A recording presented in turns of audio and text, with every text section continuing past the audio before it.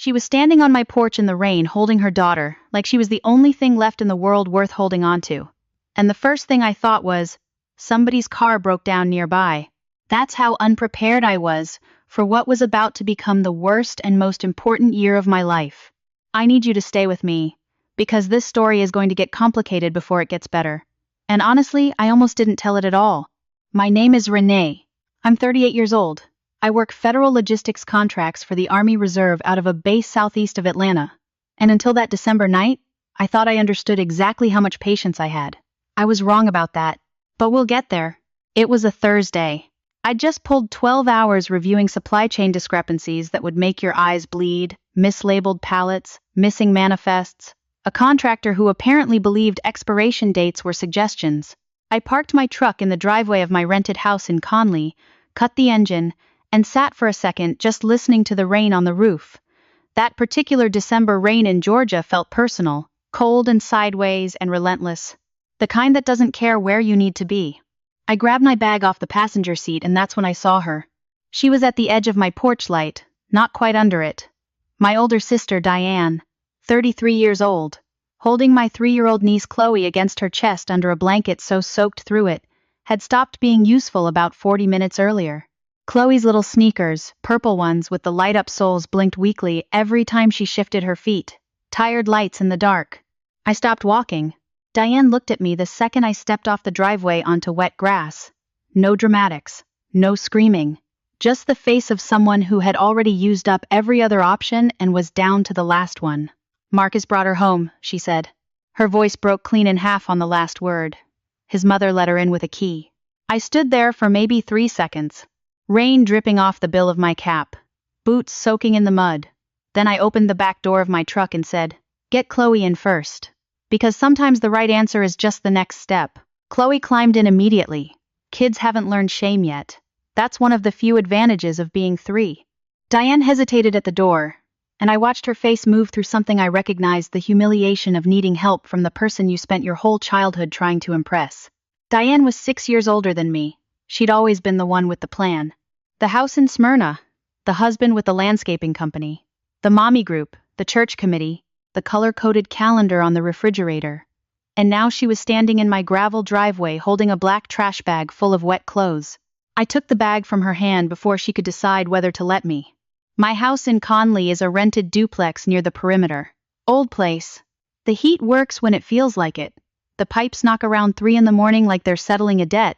And the windows let in enough outside air that you stop bothering with candles. But it was dry. That night. Dry was everything. The second Chloe got inside, she started crying. Not loud, the quiet kind.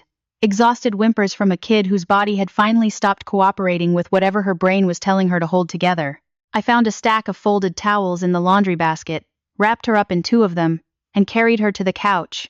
She smelled like rain and something sweet, probably the fruit snacks Diane always kept in her bag. I turned on the TV to something soft with colors moving around. Diane stood near my kitchen table, like she'd forgotten how chairs worked. I put a pot on the stove. Campbell's tomato.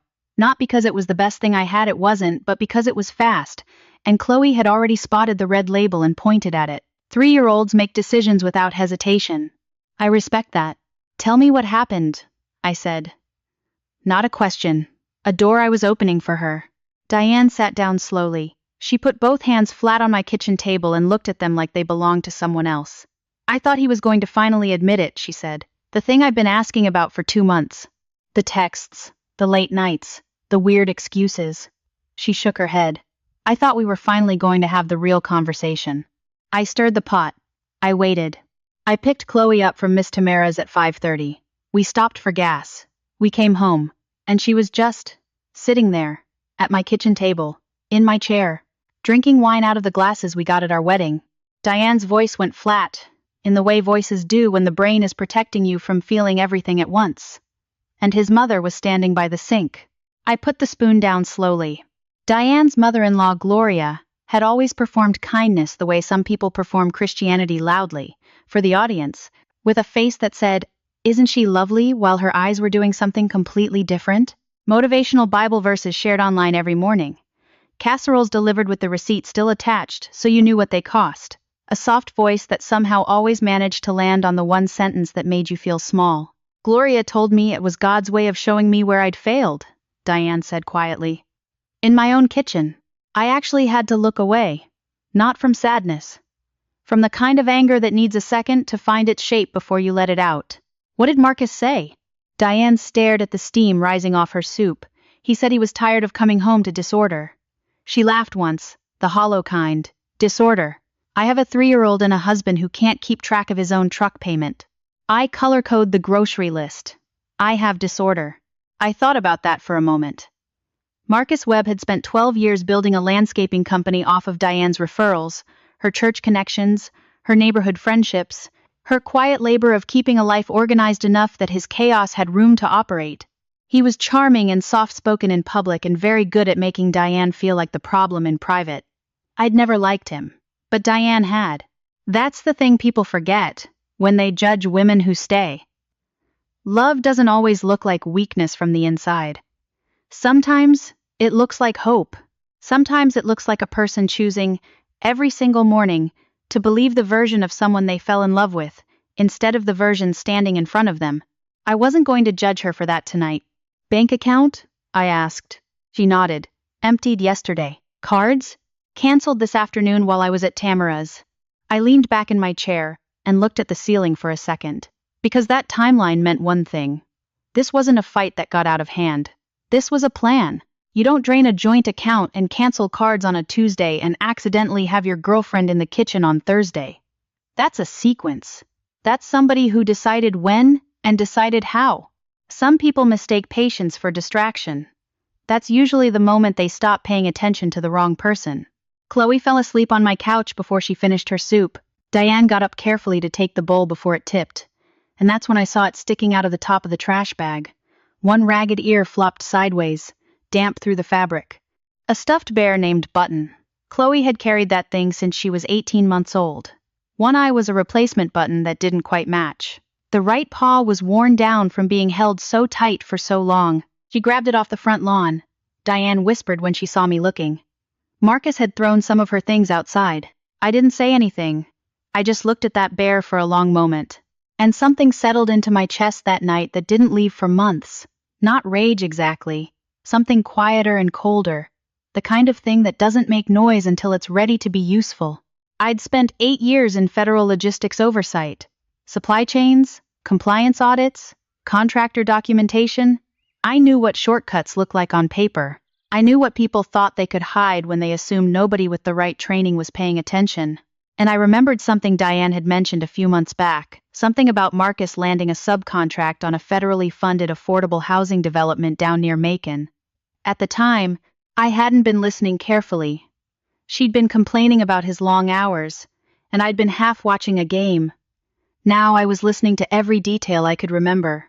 The next morning didn't feel like the beginning of anything. It felt like cold coffee and a headache and Chloe asking where her room was. Diane sat at my table in one of my old reserve sweatshirts, staring at her phone like it was a puzzle she already knew the answer to and didn't like. Every few minutes she'd pick it up, look at the screen, and set it back down. I watched her do this 4 times before I said anything. Don't text him. I wasn't. You were thinking about it. She looked at me with red eyes. I need my clothes, Renee. You need a lawyer before you need your clothes. That sounded harder than I meant it. But I also knew Marcus. Men who made those kinds of moves loved getting a woman on the phone alone, making her cry, then telling everyone she was difficult. No witnesses. No record. Just his version against hers. That's how they kept control after they'd already taken everything else. So, we started with the boring things. I called Chloe's daycare and told them Marcus was not authorized for pickup until Diane provided written confirmation.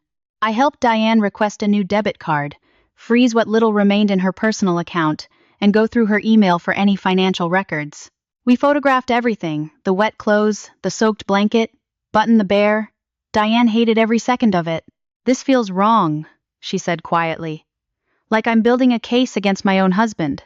You're documenting what he did, I said. There's a difference between building a case and telling the truth with receipts. By noon, we were sitting in the waiting room of a legal aid office in downtown Decatur. Vending machine humming in the corner. Chloe eating goldfish crackers and reorganizing them by color on her knee. The attorney who met with us was named Sandra Greylocks, reading glasses on a beaded chain. The calm, exhausted energy of someone who'd heard every version of this story and still treated each one like it was new. She told Diane what to save, what to screenshot, what to request through formal channels. Then she said something I wrote on the back of a gas receipt and kept for a long time afterward. Don't let guilt make you polite right now. You can be kind and still be strategic. They are not opposites. That first week was survival in the most literal sense. I drove Chloe to Miss Tamara's before my shift. I picked up groceries at Kroger on the way back. I slept badly. Diane slept worse. The furnace in my duplex chose that particular week to develop opinions about when it wanted to run. I wore a sweatshirt to bed for 6 nights in a row and told myself it built character. One night I found Diane in my hallway, sitting against the wall outside the bathroom, crying so quietly I almost missed it. Chloe was asleep. The house was dark except for the kitchen light I always left on. "I'm destroying your life," she said. I sat down on the floor next to her. The linoleum was cold through my socks. "You didn't bring this to my door," I said. "Marcus did. Those are different addresses. I should have listened to you 2 years ago. You saw what you saw. You hoped what you hoped." I leaned my head back against the wall. "I'm not going to spend our energy on the past right now." She looked at me sideways. "You're tired." "Completely.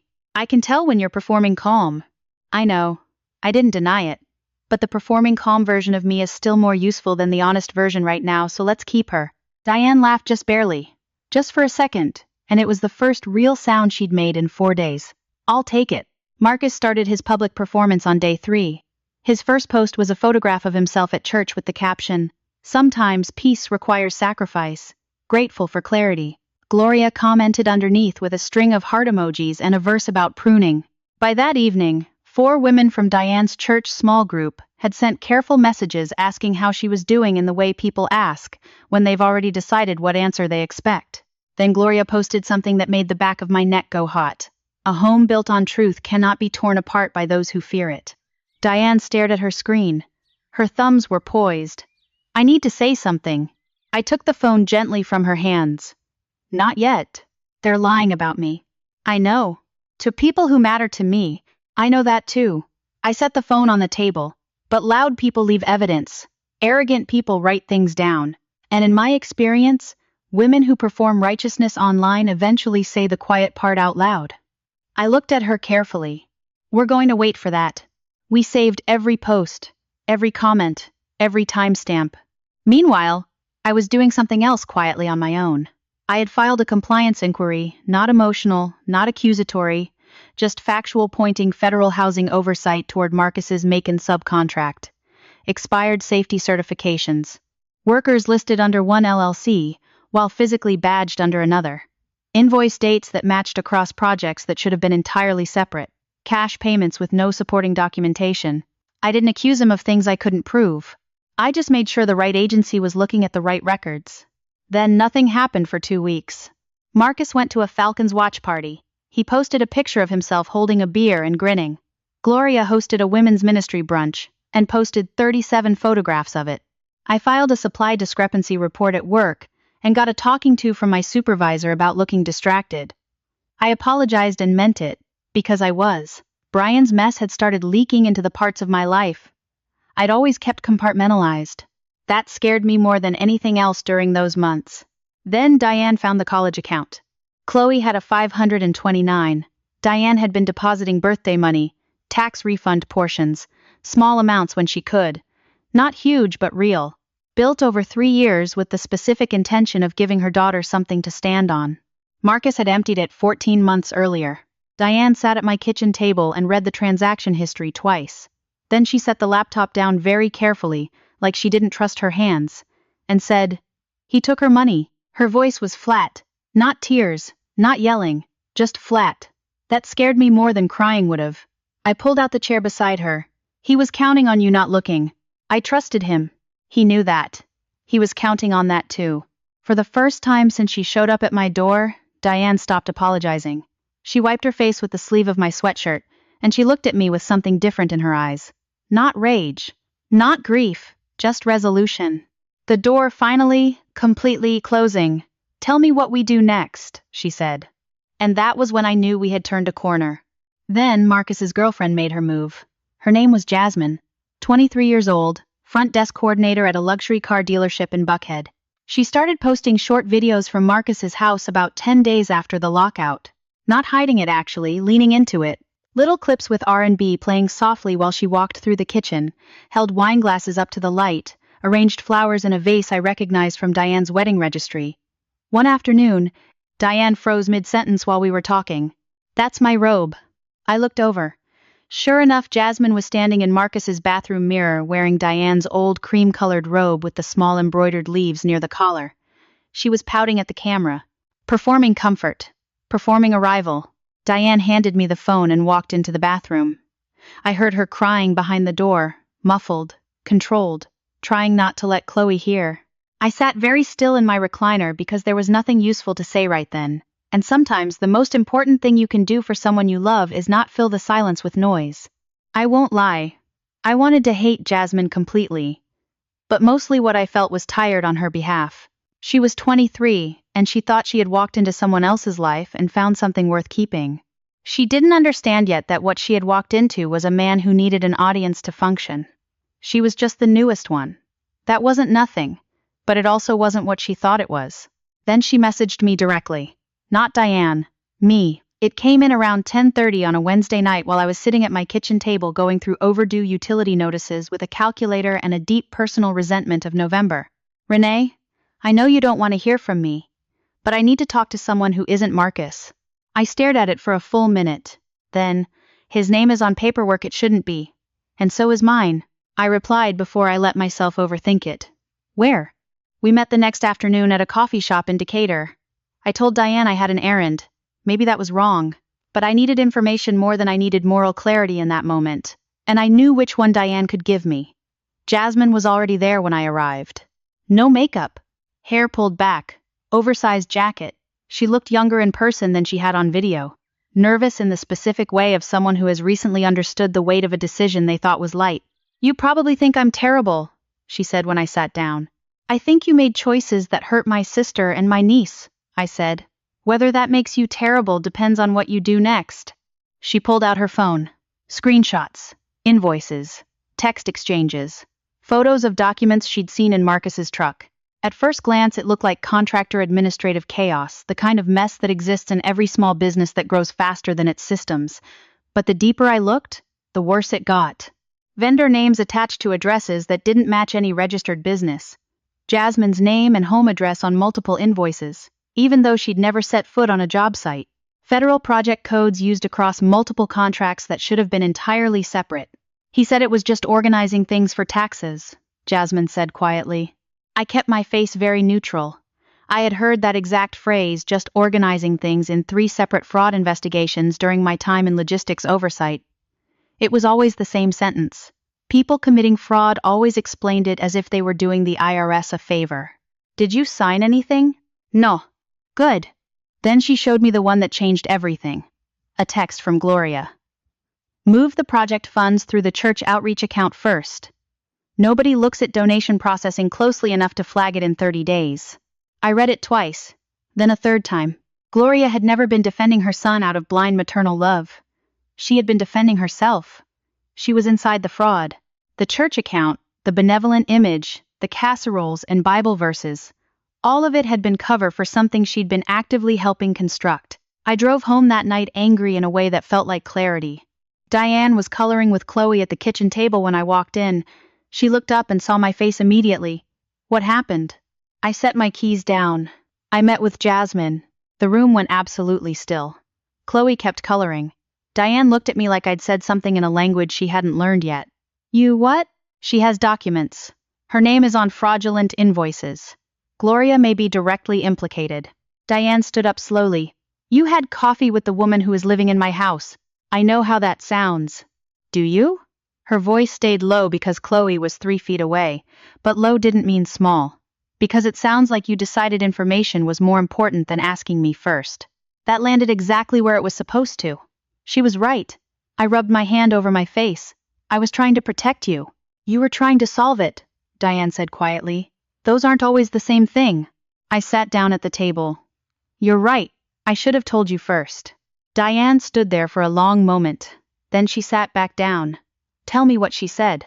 And that was the thing about my sister that I had always underestimated even in the middle of her grief. She could separate what hurt from what mattered. She listened to everything. Her face moved through things I didn't have words for.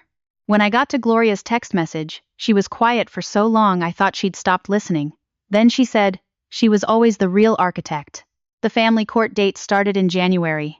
The custody filing came in a thick envelope that looked harmless for something capable of ruining a week.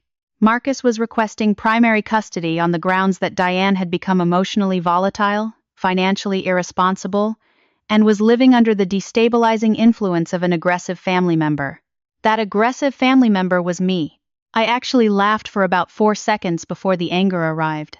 I want to pause here and say something directly to you, because I think a lot of people watching this know exactly what those words feel like: volatile, unstable, difficult. These words have been used against women for centuries, and what makes them so effective is that they are almost impossible to disprove in real time. You can't argue your way out of being called emotional without proving the point. You can't defend against instability without looking defensive. It's a trap built into the language itself. And Marcus, who had never once handled a single school emergency, who had forgotten Chloe's allergy medication 4 times in 1 year, who had drained his daughter's college fund without telling anyone he was now going to stand in front of a judge and talk about stable environments. I spent the night before the first hearing sitting at my kitchen table with a legal pad. I wrote 4 words at the top: do it clean, carefully. And underneath that, one more line that I needed where I could see it: do not become him. The courthouse in downtown Atlanta on a January morning feels exactly like Consequence. Gray, fluorescent, and indifferent to how your year has been going. We arrived before sunrise because Sandra had warned us that parking filled early. The coffee from the machine tasted like warm disappointment. Laura barely touched hers. Marcus arrived 20 minutes later in a wool coat that cost more than my truck payment. Gloria walked behind him in a church hat, holding a leather Bible against her chest like a credential. Then Jasmine stepped out of the car wearing sunglasses indoors on a cloudy January morning, which told me everything I needed to know about her current relationship with reality. I watched Diane see all 3 of them. I watched her inhale slowly through her nose. Then I watched her look away without saying a single word. That was the most controlled thing I saw her do all year. That was growth that cost something. Inside, Marcus's attorney was a man named Clifford Durant, late 50s, expensive watch, the practiced patience of someone who charged by the hour and had no financial incentive for things to move quickly. He smiled at me once. Not warmly, professionally. The kind of smile that said, I've already categorized you. Marcus gave his testimony in the measured tone of a man who had rehearsed it. Stable home environment. Concerns about Chloe's well-being. Concerns about outside influence. Gloria dabbed at her eyes periodically with a folded tissue, which was, and I say this with precision, the most committed acting performance I witnessed that entire year.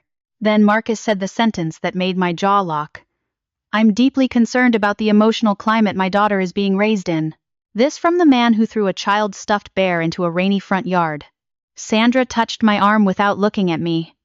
The message was, don't. And I didn't. I have never in my life worked harder to hold something still inside myself than I did in that courtroom, because I understood what was at stake. Family court punishes women for showing exactly the emotions that the situation warrants. One wrong moment, one raised voice, and suddenly the story becomes about me, instead of about what Marcus had done. I sat there and I breathed and I looked at the ceiling and I let the seconds pass. The judge approved temporary supervised visitation while the case continued. Marcus looked relieved. Diane looked shattered. I looked at the wall. The parking lot after was when she finally broke. The supervised visit a week later ended with Chloe sobbing because Marcus had told her he was taking her home soon, and she didn't understand why that hadn't happened. Diane finally got her buckled into the car seat while snow flurries drifted through the air, and Chloe asked, from the back seat in the smallest possible voice, "Mommy, did Daddy forget he has me?" Diane made a sound I have no word for. Not crying, something underneath crying. The sound of a specific kind of pain leaving a body all at once. I climbed into the back seat beside Chloe. Diane leaned against the steering wheel, and we sat there in that freezing parking garage for a long time while I held Chloe against my side and didn't say anything useful, because there was nothing useful to say. Later that night, alone at my kitchen table, I wrote in the margin of my legal pad, "Even when you're right, some damage is permanent. Winning and healing are not the same thing." The Veterans and Military Families Charity Banquet happened on a Friday night in mid-February at a hotel in Midtown Atlanta that always smelled like lobby flowers and carpet cleaner. Sandra had connected Diane to a support network for military-adjacent families months earlier, and a volunteer had invited her weeks before the event. Diane almost didn't go when she found out Marcus's landscaping company was a table sponsor. "I can't do this," she told me in my hallway, holding earrings she never ended up wearing. "I'm too tired, Renee." I buttoned my coat and looked at her carefully. "We're not going there for him. He's going to be everywhere." "Then let him be everywhere." I stepped toward the door. We're still walking in. The ballroom was exactly what those rooms always are. Round tables with floral centerpieces, desserts nobody eats, a podium with 2 flags, veterans in dress blues, donors in expensive suits performing gratitude. For the first hour, things stayed manageable. Diane actually smiled once, talking to a retired Navy couple from Savannah. It was a real smile, I noticed. Then Marcus walked in. Dark suit, flag pin. The soft, confident smile of a man who believed consequences were other people's problems. Gloria floated beside him in pearls. And about 12 feet back, walking separately, holding nothing, looking like she'd made a decision earlier in the evening that she was still working out, came Jasmine. I felt Diane tense beside me. "You okay?" I said quietly. "No," she answered honestly. "But I'm here." That might be the bravest thing she said all year. Marcus spotted us near the coffee station. I watched the surprise cross his face for exactly half a second before charm replaced it. He walked over like this was a neighborhood cookout. "Diane." He smiled. "You look well." Diane said nothing. He turned to me. "Renee." I nodded once. He looked around the ballroom with the easy confidence of someone who believed he still owned the room. "Didn't expect to see you both here." "That makes 3 of us," I said. Gloria stepped forward with that particular soft church voice that had always functioned as a sheath for something sharper. "Let's all remember why we're here tonight. Some grace and civility would be appropriate." I looked at her directly. "You helped throw your granddaughter into the rain." The smile left her face. Completely. Just gone. Before anyone could recover, Jasmine appeared at the edge of the group, holding a glass of water with both hands, not making eye contact with Marcus. "I'm not here for any of you," she said quietly. "I'm here because I was invited." Marcus's jaw tightened. "Jasmine." "Relax," she said flatly. "I'm not your problem to manage tonight." That was when I noticed the 2 men entering from the side corridor near the registration table. Not hotel staff. Dark jackets, folders under their arms, a woman with a project compliance badge walking between them, calm, quiet, purposeful. Marcus saw them at the same moment I did. The confidence left his face. Not all at once it dissolved. The way a face changes when it finally has to stop performing. One of the men approached with the particular careful politeness of someone authorized to be very impolite if necessary. "Mr. Webb, we'd appreciate a few minutes in private." Several nearby conversations slowed. A few heads turned. Marcus forced a smile. "Of course. Let me just—" "It won't take long." Gloria stepped forward. "This is clearly some kind of misunderstanding." Nobody answered her. And that's when Marcus made his final, irreversible mistake. He looked directly at me. "You did this." Not a question. An accusation, and a loud one. A few nearby conversations went quiet. "Did what?" I said. "This whole thing." His voice was rising now, and I watched him lose the ability to stop it. "You couldn't handle seeing your sister build a real life, so you poisoned her against me. You've been controlling her since she showed up on your doorstep." Several veterans at nearby tables looked over. Not sympathetically. The older investigator said carefully, "Sir, let's take this somewhere private." But Marcus was past private. "You think wearing a uniform makes you better than everyone else? You think you can bully your way through people's lives?" One of the retired veterans near the stage set down his drink. And then Gloria, maybe panicked, maybe just finally revealing what had always been there, grabbed Marcus's arm and hissed, "Lower your voice. The church account transfer was supposed to be clean. You said no one would look at the routing within the quarter." The room went absolutely, genuinely still. Not movie silence, real silence.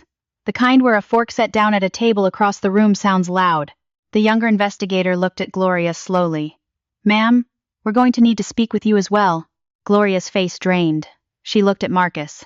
Marcus looked at Gloria. And then Jasmine shaking, hands tight around her water glass. 3 months of lies and used paperwork and promises that were never real finally reaching their limit, said. He put my name on 6 invoices I never signed. He told me it was standard. He told me it was temporary. Jasmine. Marcus's voice was ice. You called me temporary, she said. So, I figured that applied to the secrets too. Diane had been very quiet through all of this. I glanced over at her. She was standing completely still, watching her husband, this man she had organized her entire adult life around, come apart in front of a room full of witnesses. Her face was not triumphant. It was not relieved. It was just done. Completely, finally done. She said his name once, quietly. Marcus. He looked at her, and for half a second I thought I saw something real cross his face. Something underneath the performance. Maybe he had loved her once, in the way that people who mostly love themselves are capable of loving someone else. But then he said it, the sentence that ended everything. I pursued custody because I knew losing it would hurt you more than losing me did. That's all that was. The room held its breath. One of the older veterans near the back muttered something under his breath. A woman at a nearby table set down her program and looked at the floor. Sandra, who had arrived with the support network volunteers, stood up from her seat across the room and looked at me with an expression that said, "We will talk about this paperwork tomorrow." Diane reached for her coat. I stood up beside her. She didn't say anything. She didn't need to. We walked toward the ballroom doors together, and behind us, the investigators began the quiet, patient work of consequence. Outside, cold February rain had started falling across midtown Atlanta. Diane stopped under the hotel awning and let out one long, slow breath, like she'd been holding it since December. I kept waiting for him to just tell me the truth, she said quietly. Even one time. Just say, this is what I did, and I know it. Cars moved past on wet pavement. Hotel lights reflected in puddles on the sidewalk. I thought about what to say for a moment, and then I said the truest thing I had. You didn't need his confession, Di. You needed everyone else to stop pretending they didn't see what he was. She was quiet for a long time. Then she nodded. No tears this time. Months passed the way months do after the worst year of your life. Not dramatically, but steadily. Marcus's company lost the make-and subcontract. Then a material supplier filed a non-payment complaint. The compliance investigation moved slowly, but it moved. Church friends got cautious. Contractors stopped returning calls. Gloria's social media presence, which had been a daily performance, went quiet sometime in March, and never really recovered. Nobody needed to shame them publicly. The truth had already done the work. And truth is patient in a way that people never give it credit for. Jasmine moved to Savannah. I didn't forgive her exactly, but I stopped spending energy on the question. Some people are genuinely harmful. Some people are just weak enough to follow someone harmful without asking the questions that would have made it harder. There's a difference. I'm not sure that difference always matters to the people they hurt, but it matters for how you carry the story afterward. Diane found a 2-bedroom apartment in Decatur in April's 2nd floor of a converted house, above a small accountant's office. The floors creaked, the kitchen window stuck in summer, but it was quiet and it was hers. The first weekend after she moved in, I helped her put glow-in-the-dark stars on Chloe's bedroom ceiling. Crooked, uneven, completely imperfect. Chloe stood in the middle of the room in her socks and said, "It's like being inside space." Diane sent me a photo that night after Chloe fell asleep, little hand wrapped around a battered stuffed bear, the mismatched button eye catching the faint light from the hallway. One word in the text below it, home. I sat with that word for a long time. Some evenings that summer, I'd stop by after drill weekend with coffee and biscuits, and we'd sit on Diane's secondhand couch while Chloe played on the floor and something forgettable played on TV, and we'd just exist. No logistics, no documents, no strategies, just existing. One of those evenings, Diane looked over at me and asked, "Do you think people like Marcus ever actually understand what they did?"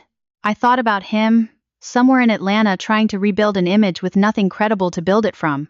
Thought about Gloria, stripped of the audience that had always made her feel important.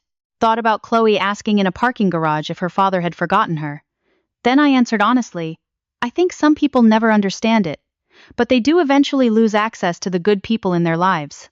And for someone like Marcus, who needed good people around him to feel like a good person himself, that ends up costing more than he expects. Diane nodded slowly. I used to think leaving meant I'd failed at something. I watched Chloe run across the grass in the late August light, catching fireflies in cupped hands, laughing at nothing and everything. Sometimes leaving is the first moment you've ever really chosen yourself, I said. We sat there for a while after that without talking, and for the first time in nearly a year, the silence felt like something you could rest inside rather than something you had to survive. If you are watching this and you have ever been in a room where someone you loved looked at you like you were the problem when you knew in your bones that you weren't, I want you to hear something clearly. Clarity is not the same as certainty. You can be completely right about what someone did and still grieve the version of them that you thought was real. Both things are true. Both things are allowed. The grief doesn't make the clarity wrong, and the clarity doesn't make the grief weak. What Diane taught me that year without ever trying to is that surviving betrayal requires you to be two things simultaneously: ruthlessly honest about what happened and extraordinarily gentle with yourself about why you didn't see it sooner. That combination is harder than it sounds, and most people only manage one or the other.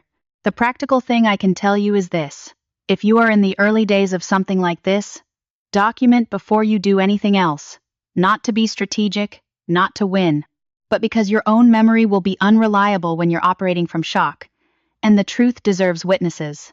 Screenshot the texts, photograph the evidence, write down dates, find a Sandra, a legal aid attorney, a domestic advocacy office, a housing support organization. They exist in every city, and they have heard everything, and they will not flinch. And ask yourself this: am I staying because I believe something can change? Or am I staying because leaving requires me to grieve the life I thought I was building? Those are different reasons that can look identical from the inside. Only you know the honest answer. Before I go, I want to ask you something. Comment below. Type 1 if you think I handled this the right way. Type 2 if you think I should have told Diane about meeting Jasmine before I did it. Type 3 if there's a moment in this story where you think I was wrong. I genuinely want to know, because I still think about some of it. And if you've ever been through something even close to this, if you've ever had to hold someone else together while quietly falling apart yourself, tell me about it below. I'd rather read those comments than almost anything. Also, where are you watching from, and what time is it there right now? There is something about this particular story that I think travels. I want to know where it lands. If stories like this matter to you, the real ones, the complicated ones, the ones that don't end cleanly but end honestly, subscribe, hit the bell. I'll be here. This is a fictional story inspired by real emotional experiences, fully rewritten and reimagined in Atlanta, Georgia, to create original content. Any resemblance to real people or events is entirely coincidental.